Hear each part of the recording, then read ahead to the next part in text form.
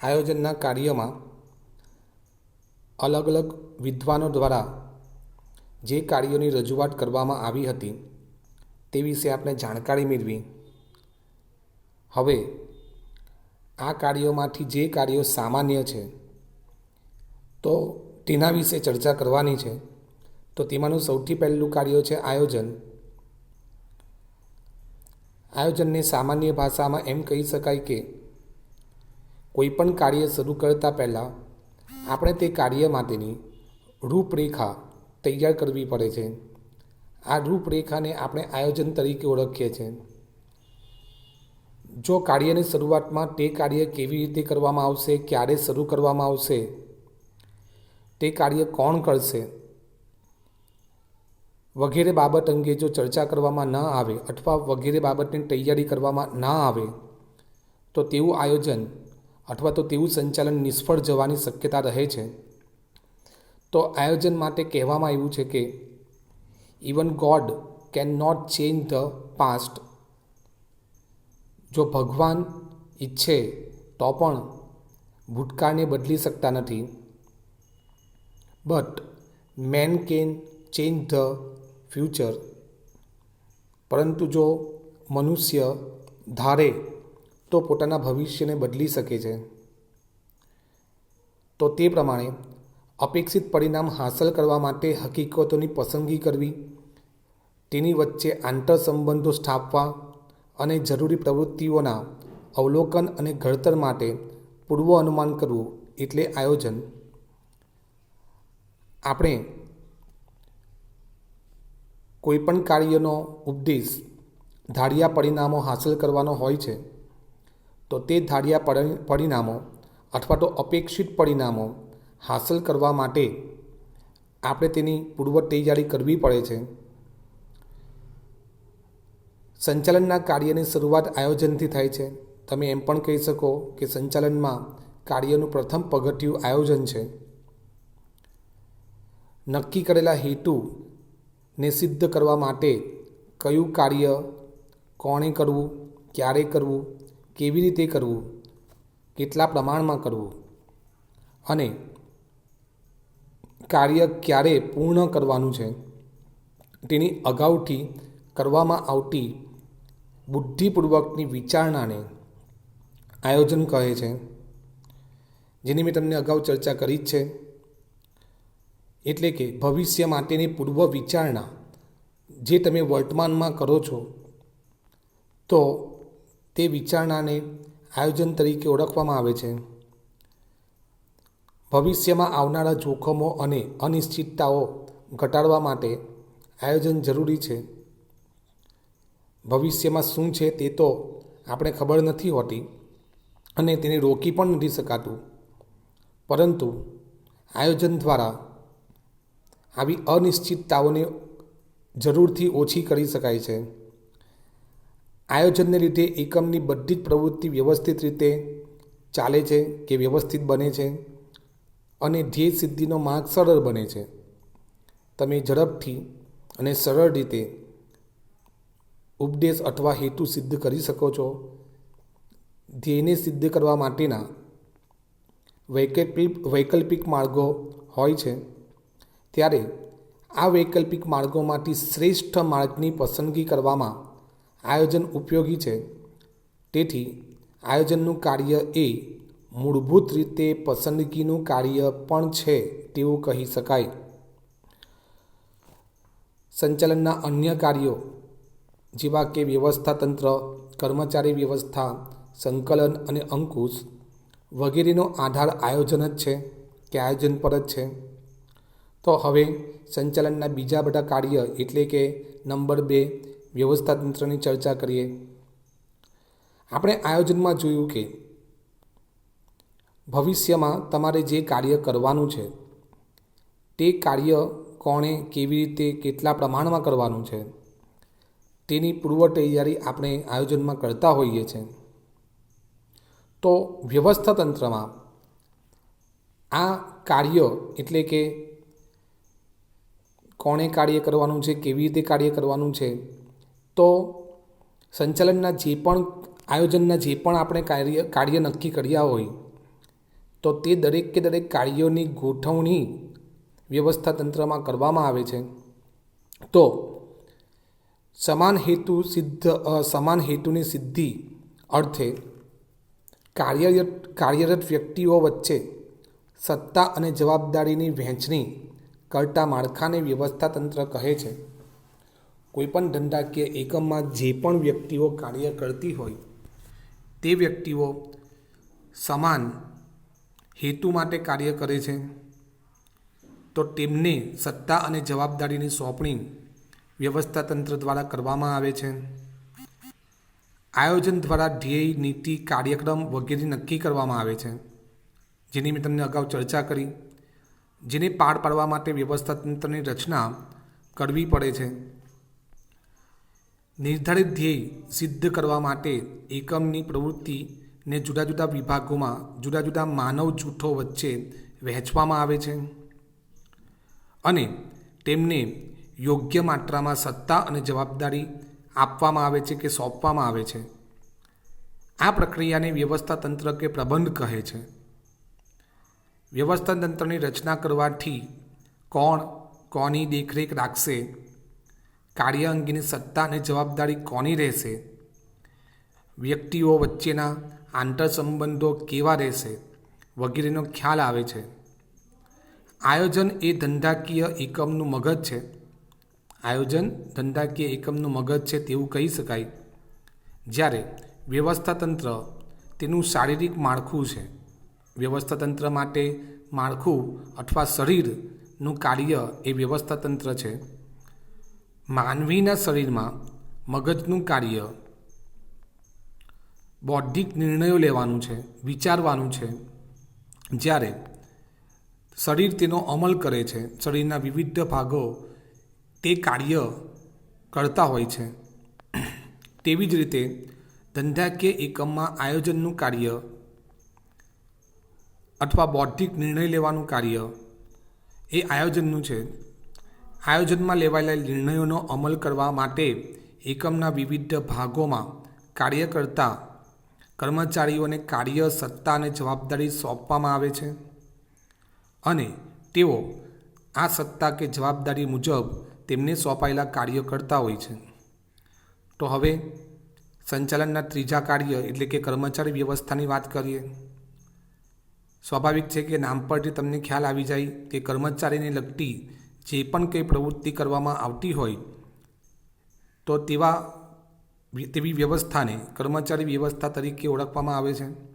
કોઈપણ ધંધાકીય એકમમાં કર્મચારીની બદલી, બઢતી, તેમના ભથ્થાઓ, તેમનો પગાર વગેરે અંગે જે પણ કંઈ વ્યવસ્થા, તેમની તાલીમ અંગે જે પણ વ્યવસ્થા કરવામાં આવતી હોય તો તેવી વ્યવસ્થા કર્મચારી વ્યવસ્થામાં થાય છે. કારણ કે કર્મચારીઓ એકમના હાથ પગ સમાન છે. તેથી જ ડૉક્ટર જ્યોર્જ આર ટેરીએ કર્મચારી માટે કહ્યું છે કે employees are arm and leg of unit. Doctor George ટેરીના કહેવા પ્રમાણે કર્મચારી વ્યવસ્થાનો ઉપદેશ સંતોષકારક અને સંતુષ્ટ કર્મચારી દળ ઊભું કરવાનો છે. જો તમારી પાસે કર્મચારી વર્ગ સારો હશે તો તમે તમારા કાર્યને, તમારા ઉપદેશને સરળતાથી સિદ્ધ કરી શકશો. તેથી સારો અને સંતોષી કર્મચારી વર્ગ ઊભો કરવો ખૂબ જ જરૂરી છે. જ્યાં એકમ હોય ત્યાં કર્મચારી હોય, એટલે કે જ્યાં ધંધાકીય પ્રવૃત્તિ થતી હોય ત્યાં કર્મચારી હોય જ છે. કર્મચારીઓ વિનાનું એકમ એ આત્મા વિનાના હાડપિંજર અથવા તો શરીર જેવું છે. શરીરમાંથી આત્મા નીકળી જાય તો તેવા શરીરનો કોઈ અર્થ રહેતો નથી. તેવી રીતે ધંધાકીય એકમમાંથી કર્મચારી નીકળી જાય તો પણ તેનો કોઈ અર્થ નથી. એકમની પ્રવૃત્તિનો અંતિમ આધાર તો કર્મચારીઓ પર રહેલો છે. યોગ્ય જગ્યાએ, યોગ્ય સમયે, યોગ્ય સંખ્યામાં યોગ્ય લાયકાત ધરાવતા કર્મચારીઓની ભરતી, પસંદગી, તાલીમ, બઢતી, છૂટા કરવા, નિવૃત્તિ તથા તેમના માટે કલ્યાણકારી પ્રવૃત્તિને લગતી વિચારણા સાથે કર્મચારી વ્યવસ્થા સંબંધ ધરાવે છે. મેં તમને અગાઉ ચર્ચા કરી તેમ કર્મચારી વ્યવસ્થામાં કર્મચારીઓની પસંદગીથી લઈને તેમની નિવૃત્તિ સુધીના દરેક કાર્ય કરવામાં આવતા હોય છે. કર્મચારીઓ સંતોષલાયક હોય તો તેમનો ઉત્સાહ અને જુસ્સો વધે છે. તેથી એકમની ઉત્પાદકતા અને કાર્યક્ષમતા વધે છે. કર્મચારી વ્યવસ્થામાં ઔદ્યોગિક એકમમાં કામ કરતા કર્મચારીને લગતા પ્રશ્નોનો અભ્યાસ પણ કરવામાં આવે છે. કોઈપણ ધંધાકીય એકમની સફળતાનો આધાર કર્મચારીઓ પર જ હોય છે. એટલે કે જો કર્મચારી વર્ગ સંતોષકારક હોય કે કર્મચારીઓમાં સંતોષ હોય તો સ્વાભાવિક રીતે તેઓ ઉત્સાહથી કાર્ય કરશે અને કાર્યને ઓછા સમયમાં પૂરું કરી શકે. વર્તમાન સમયમાં માનવ શક્તિ આયોજન, માનવ સંસાધન વિકાસ, કામગીરીનું મૂલ્યાંકન, કારકિર્દીનું આયોજન વગેરેનો સમાવેશ પણ કર્મચારી વ્યવસ્થામાં કરવામાં આવે છે. સંતુષ્ટ કર્મચારી એકમની મૂલ્યવાન મિલકત છે તેવું દરેક પ્રગતિશીલ સંચાલન દૃઢપણે માને છે. તેથી સારા કર્મચારીને સાચવવા તે પણ કર્મચારી વ્યવસ્થાની જ જવાબદારી હોય છે. હવે આપણે વાત કરવાની છે દોડવણી અથવા ડિરેક્ટિંગ. તમારી પાસે સારા કર્મચારીઓ હોય પરંતુ જો તેમને યોગ્ય માર્ગદર્શન ન મળે, ડિરેક્શન ન મળે તો તેઓ દિશાહીન થાય છે અને કાર્ય બગાડે તેવી શક્યતા રહે છે. તો કર્મચારીને ધ્યેય પૂર્તિ માટે માર્ગદર્શન આપવું અને તેમના પર દેખરેખ રાખવી એટલે દોડવણી. જો કર્મચારીને યોગ્ય માર્ગદર્શન આપવામાં આવે તો તેઓ પોતાનું કાર્ય ખૂબ જ સારી રીતે કરી શકે છે. નિર્ધારિત ધ્યેયને પ્રાપ્ત કરવા માટે એકમમાં કામ કરી રહેલા કર્મચારીઓને માર્ગદર્શન આપવું અને તેમના ઉપર અસરકારક દેખરેખ રાખવાનું કાર્ય ખૂબ જ અગત્યનું છે. ઔદ્યોગિક એકમમાં હેતુ નક્કી કરી તેનું આયોજન કરવામાં આવે છે. આદર્શ વ્યવસ્થા તંત્રની રચના થાય, માલ સામાન અને યંત્રોની ખરીદી થાય, કર્મચારીની નિમણૂક કરવામાં આવે. પરંતુ જ્યાં સુધી અધિકારીઓ તેમના હાથ નીચે કામ કરતા કર્મચારીઓ કે કામદારોને કામ કેવી રીતે કરવું તેનું માર્ગદર્શન જો ન પૂરું પાડે તો ઉપરોક્ત બધા જ પ્રયત્નો નકામા નીવડે છે.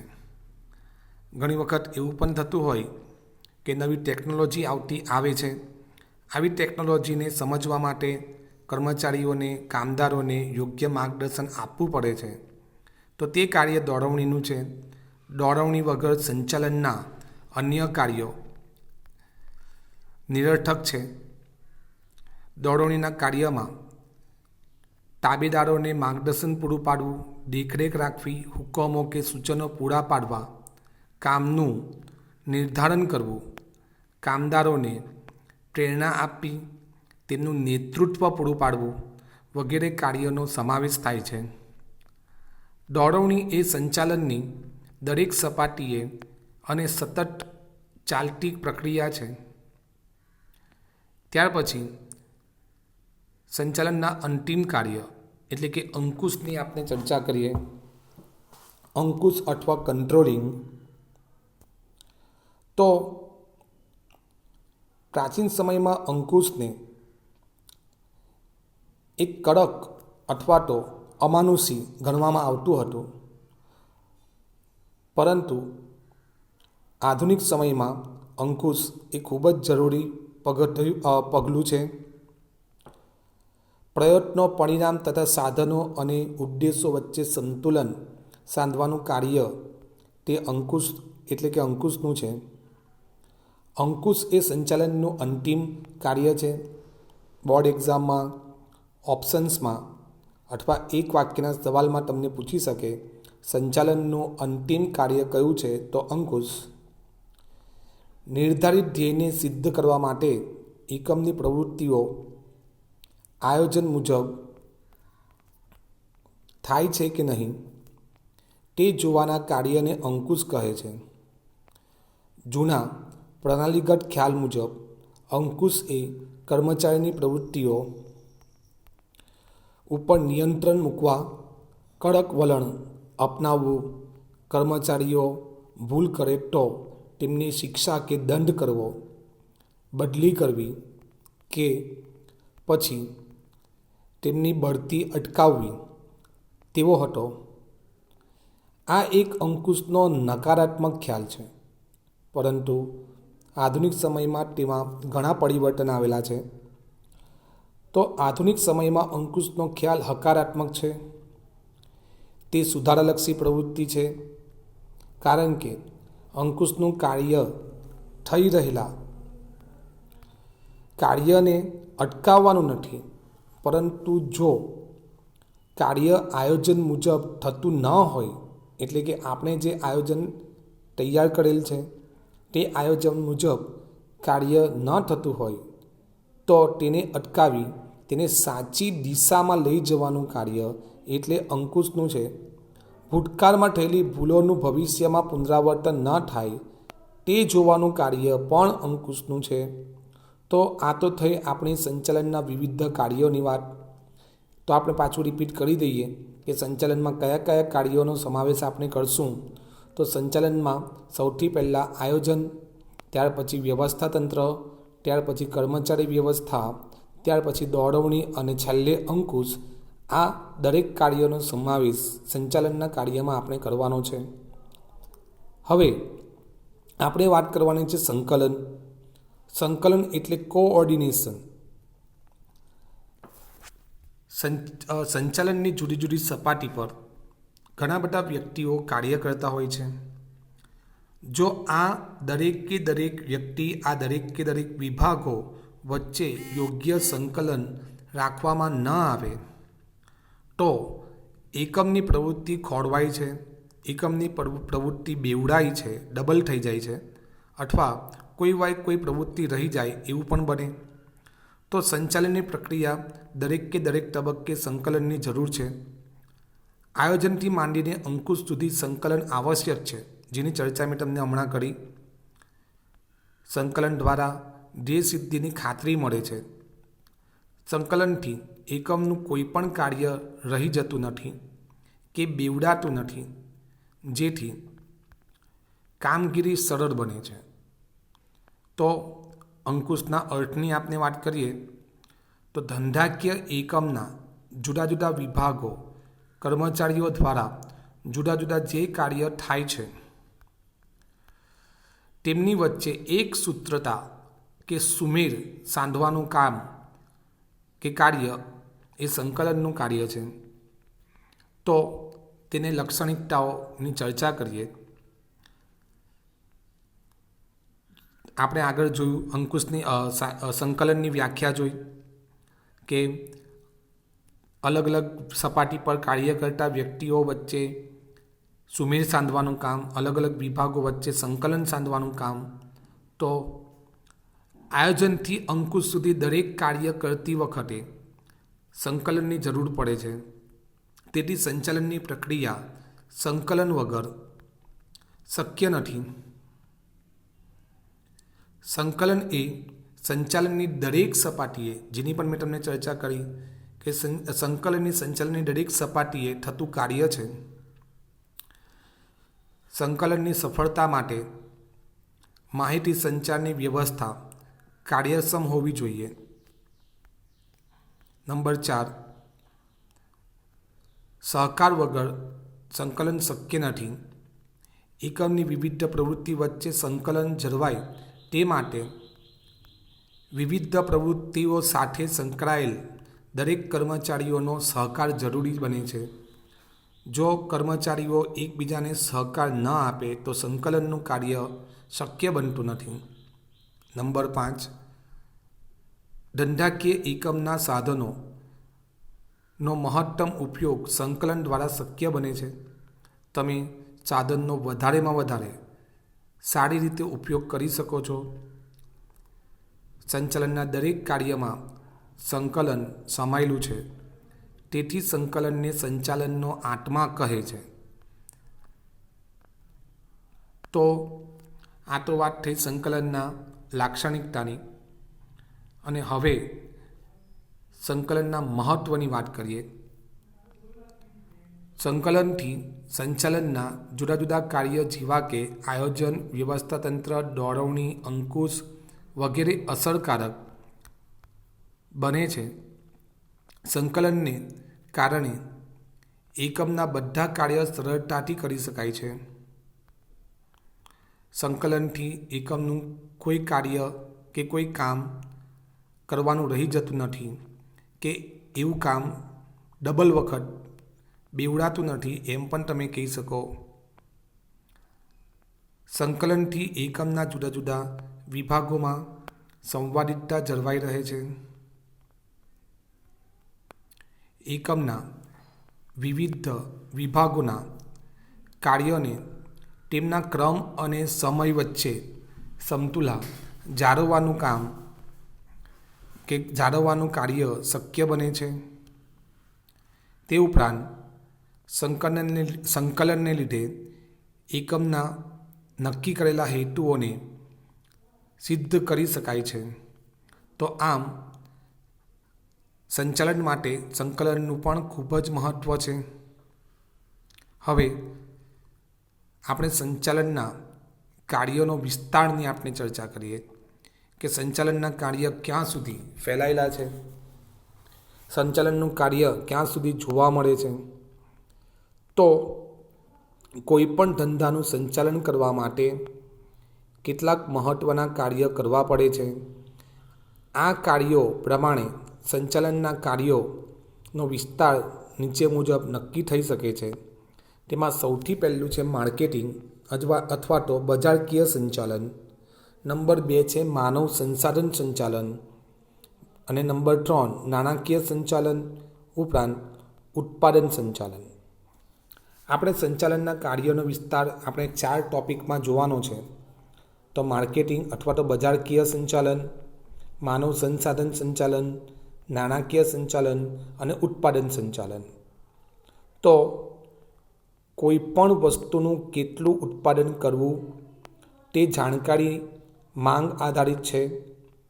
વસ્તુની માંગની જાણકારી કેવી રીતે મેળવવી તે બજાર સંચાલનનું કાર્ય છે. માંગ પ્રમાણે ઉત્પાદન માટે કેટલા નાણાંની વ્યવસ્થા કરવી અને તેને લગતી બધી જ બાબતો નાણાકીય સંચાલનનું કાર્ય કરે છે. જ્યારે આ બધા જ કાર્ય કરવા માટે માનવ શક્તિ વ્યવસ્થા એ માનવ સંસાધન સંચાલનનું કાર્ય કરે છે. તો હવે સંચાલનના કાર્યના વિસ્તારમાં જે આપણે જુદા જુદા વિસ્તારોની ચર્ચા કરી તેના વિશે વિસ્તૃત જાણકારી મેળવીએ. તો તેમાં સૌથી પહેલું છે માર્કેટિંગ અથવા બજારકીય સંચાલન. માર્કેટિંગ શબ્દ આજના આધુનિક સમયમાં તમારા માટે નવો ન કહેવાય. કોઈપણ ધંધાકીય એકમ ઉત્પાદન કર્યા બાદ જો તેને ગ્રાહકો સુધી પહોંચાડવામાં નિષ્ફળ નીવડે તો તેવા ઉત્પાદનનો કોઈ અર્થ રહેતો નથી. તો તેથી પોતાની માલ કે સેવાના ઉત્પાદક પાસેથી લઈને ગ્રાહકો સુધી પહોંચાડવાની પ્રક્રિયાને વિશાળ અર્થમાં માર્કેટિંગ સંચાલન કહે છે. બજાર સંચાલનમાં વસ્તુ કે નાણાંના વિનિમય ઉપરાંત બજાર સંશોધન, વિતરણ વ્યવસ્થા, વેચાણ વૃદ્ધિ, સંગ્રહ, વીમો વગેરે અનેક બાબતોનો સમાવેશ થાય છે.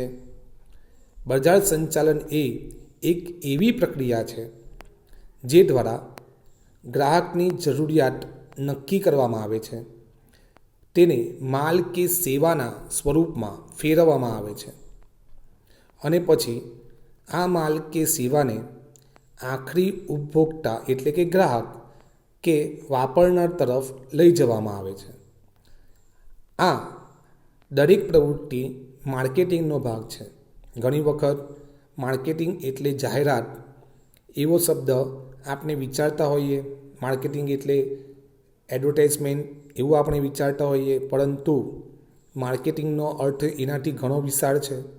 મેં તમને જણાવ્યું તેમ ઉત્પાદક પાસેથી માલ કે સેવાને ગ્રાહક સુધી પહોંચાડવાનું કાર્ય એટલે માર્કેટિંગ. તો અમુક નિર્દિષ્ટ ગ્રાહક વિભાગ કે વિભાગોની જરૂરિયાત સંતોષી શકે તેમાં વ્યવસ્થા તંત્રને મળી શકતા સાધનોનો ઇષ્ટતમ ઉપયોગ થાય એ રીતે નફાકારકતા ઉપર ભાર મૂકવામાં આવે છે.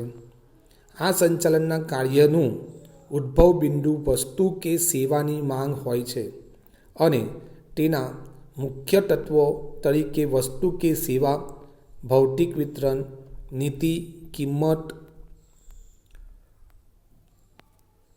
વેચાણ, અભિવૃદ્ધિ ઉપરાંત પેકેજિંગ વગેરે ગણાવી શકાય. આ દરેક પ્રવૃત્તિનો માર્કેટિંગમાં સમાવેશ થાય છે. તો હવે માર્કેટિંગના વિવિધ કાર્યની આપણે ચર્ચા કરીએ. તેમાં સૌથી પહેલું છે પેદાશ અથવા પેદાશ મિશ્ર. આજનો ગ્રાહક વર્ગ નવી વસ્તુઓ વાપરવા માટે આગ્રહ રાખતો હોય છે. તો નવી પેદાશના ઉત્પાદન અથવા ચાલુ પેદાશના વિકાસના નિર્ણયમાં પેદાશનો રંગ, રૂપ, કદ, આકાર, વજન, છાપ, તેનું પેકિંગ વગેરે કાર્ય પેદાશ મિશ્રમાં અથવા તો ઉત્પાદન મિશ્રમાં કરવામાં આવે છે. ઉપરાંત વેચાણ પછીની સેવાઓ અને પેદાશની વૈવિધ્યકરણનો સમાવેશ પણ પેદાશ મિશ્ર અથવા તો ઉત્પાદન મિશ્રમાં થાય છે. કિંમત.